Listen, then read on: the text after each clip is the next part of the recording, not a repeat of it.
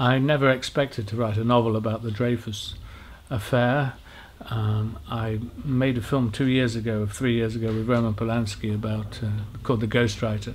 He wanted to collaborate on a new movie project, and we decided on the Dreyfus affair. I came across the story of Colonel Picquart, and I felt it was too good to waste it all just on a movie, and I said I'd prefer to write it as a novel first. He agreed, so that's how I came to do it, really, but completely by accident. In his day, incredibly famous and important, and now most people don't know his name. And yet without Picquart there would have been no Dreyfus affair. He was what we would call today a whistleblower, probably the greatest whistleblower there has ever been. And I thought that he faced this classic dilemma of conscience. Do I obey my superiors in the French army, or do I obey my conscience? And that seemed to me a timeless story, and it was that dilemma that made me want to write the novel. I think that the crisis of conscience that Picquart wrestled with is one that happens in all societies at all times. As I finished the novel last year, the Edward Snowden affair erupted, and I realised then that I had written a novel about a whistleblower. Until that point, I hadn't really realised that I had.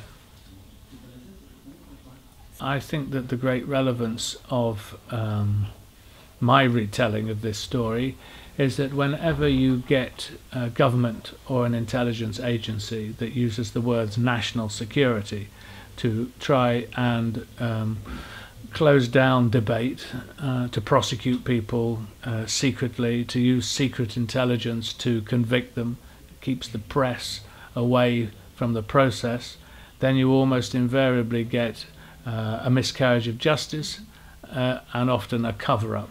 And I think that that's the great relevance of this story, and it's perhaps more relevant in the last 10 years than it has been at any time since 1900.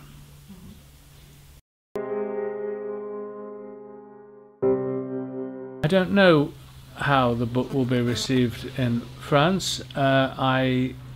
It's a French scandal, but it has a French hero. So I think that perhaps an Englishman coming to this story brings a fresh perspective, a different kind of view to it. I hope so anyway.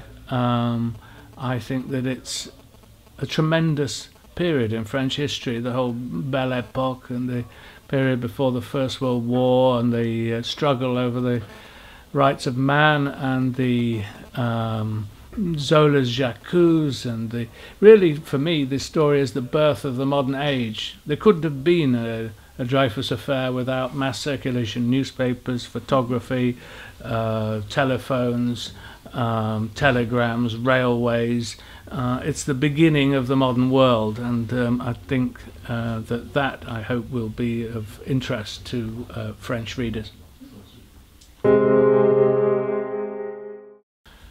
I think you get miscarriages of justice and cover-ups by the police and by the judiciary in every society, and we've had them in England, most notably in the 1970s and 1980s with Irishmen who were convicted of letting off bombs who didn't, but it took many, many years for the injustice to be righted. So any country, I think, can have these miscarriages of justice.